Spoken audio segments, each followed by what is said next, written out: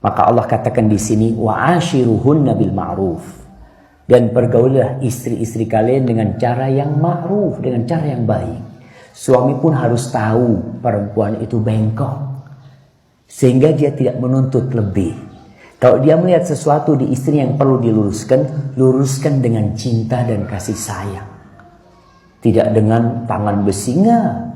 Dengan cinta dan kasih sayang. Rasulullah SAW itu mendapati istrinya Allah. Ibnu Katsir ketika mentafsirkan ayat ini, baca tuh tafsir Ibnu Katsir. Indah banget. Dia ceritakan bagaimana Nabi SAW menggauli istri. Kadang-kala istrinya pernah mendiamkan Nabi sehari semalam. Bayangkan. Dan Nabi sabar aja.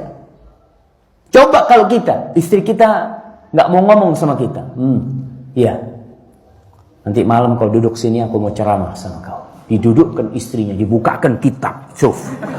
Enggak, ini perempuan lagi ada sakit hati sama kau. Nggak perlu dibacain kitab dia. Perlu digodain, diapain ya. Pernah Aisyah radhiyallahu ta'ala mengangkat suaranya di atas Nabi alaihissalatu wassalam. Dan itu nggak boleh. Tapi Nabi tahu ini perempuan. Dan perempuan itu bengkok. Dan Nabi yang menjelaskan hal itu. Sehingga contohlah Nabi alaihissalatu wassalam, mu'ashiruhunna bil ma'ruf. Ada lelaki-lelaki yang anti masuk dapur.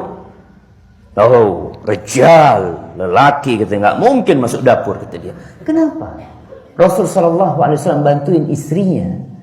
Karena ditanya kalau Nabi alaihissalatu wassalam masuk rumah ngapain? Kana fi mihnati ahli.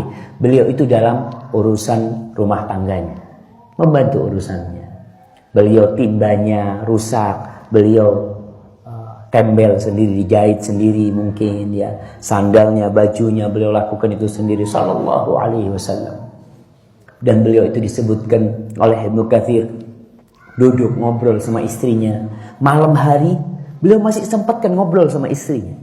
Sebagian suami itu kaku gitu ya. Istrinya, "Bang, aku mau cerita, Bang." "Iya. Aku baca di berita, Bang, ada kejadian." Udah tahu aku itu kata dia. Jadi belum apa-apa, udah tahu.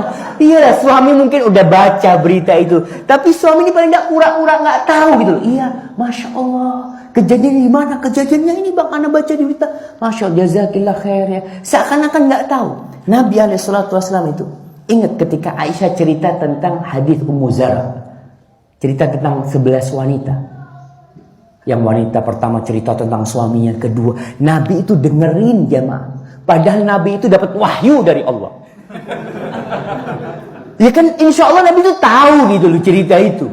Tapi beliau dengerin sampai akhir, beliau kasih komentar.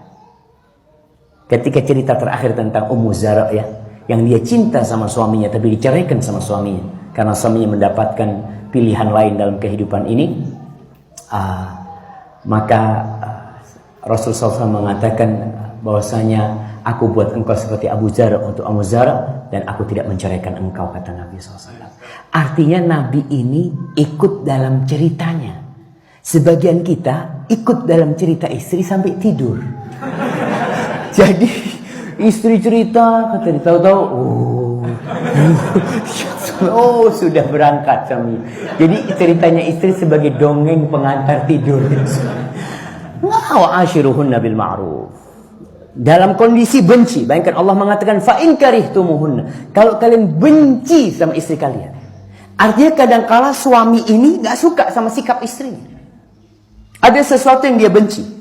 Di sini Allah perintahkan suami untuk bersabar, tidak menceraikan. Berbeda dengan kalau istri yang enggak sabar sama suaminya. Kalau suami tidak sabar sama istrinya, dia kan bisa menikah lagi. Ada pilihan, oke lah aku mau nikah lagi. Nikah yang kedua, nikah yang ketiga, nikah yang keempat. Ada peluang dari suami untuk bersabar dan menggantikannya dengan menikah lagi. Umpamanya itu dilakukan, dia bersabar menghadapi istrinya yang ini. Kalau wanita tidak bersabar menghadapi suaminya, apakah ada pilihan untuk menikah lagi? Nggak ada. Makanya kalau wanita minta cerai, ketika seorang sahabat wanita minta cerai kepada Rasul SAW, Nabi langsung mengatakan, udah dapat cerita curhatan, ya udah kayaknya nggak bisa dilanjutkan. Nabi bertanya kepada perempuan itu, ataruddina ilaihi hadiqatahu. Kau kembalikan maharnya, kebun maharnya jemaah. Kebun kurma, bayangkan. Kau kembalikan, aku kembalikan ya Rasulullah SAW. Makanya dipanggil suami. Tapi kalau suami, maka diperintahkan untuk bersabar. Tidak mudah-mudah menceraikan. Dan wanita juga seharusnya tidak mudah-mudah minta cerai, kecuali dengan alasan yang syar'i. Kadangkala perempuan, suaminya kawin lagi, tahu-tahu sudah kabur. Semua bajunya sama anaknya dibawa. Kata dia, enggak, itu bukan alasan yang syar'i. Kecuali alasanmu nanti suamimu zalim. Dia mengatakan suamiku zalim. Dia dengan istri mudanya terus. Bayangkan anak yang sudah ngurusin anak-anak dia datang ke sini cuma tanya, udah belanja udah ada belum? Nih, assalamualaikum. Balik lagi ke tempat istri mudanya. Karena dia lihat, aduh sudah tua Ustaz, mau diapain? Anak mau ceraikan, kesian ya. Paling enggak anak kasih nafkah lah. Ya tidak juga, dia punya kewajiban untuk berbuat adil di sini. Maka ingat, Allah mengatakan kepada para suami, fa in karihtumuhunna. Kalau kalian benci terhadap istri kalian, benci jemaah. Ya sudah, antum bayangkan suami benci sama istri.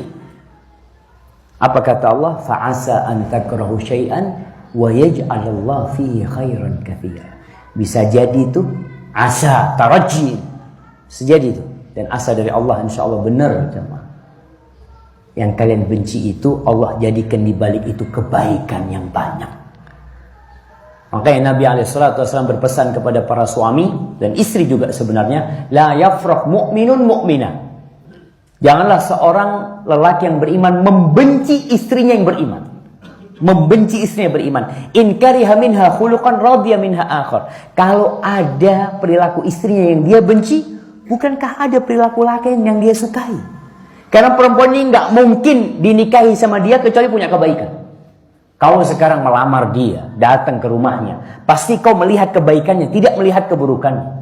Dan dalam kehidupan ini, yang dilihat itu seharusnya adalah kebaikan bukan keburukannya dalam rumah tangga. Anda mau tanya sekarang sama antum, kalau seorang ngelamar pekerjaan di sebuah perusahaan, apa yang ditanya oleh perusahaan itu? Yang ditanya, kamu bisa apa? Gitu kan? Kamu punya keahlian apa? Dia sebutkan, saya bisa ini, bisa ini. Oh iya. Apa ada perusahaan yang tanya, kamu tidak bisa apa? Banyak kalau yang tidak bisa saya Pak. Kalau yang ditanya yang tidak bisa itu banyak sekali gitu. Maka yang ditanya yang bisa.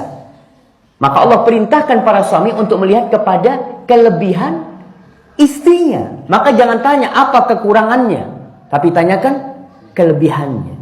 Jadi seorang suami ketika benci sama istrinya, maka dia tanya, apa sih kelebihan istriku? Oh, istriku itu Masya Allah, walaupun dia tidak pandai mengaji, tapi dia pandai bersolek. Oh, ada kelebihannya. Walaupun dia itu tidak cantik, tapi dia pintar mengaji. Subhanallah. Mudah-mudahan aku bisa numpang di surganya istriku. Ya kan dia juga berpikir, kalau istrinya baik, istrinya masuk surga terlebih dahulu karena amalannya, mungkin istrinya memberikan syafaat kepada suaminya. Ada banyak yang perlu dilihat kebaikan-kebaikan dari istri kita itu.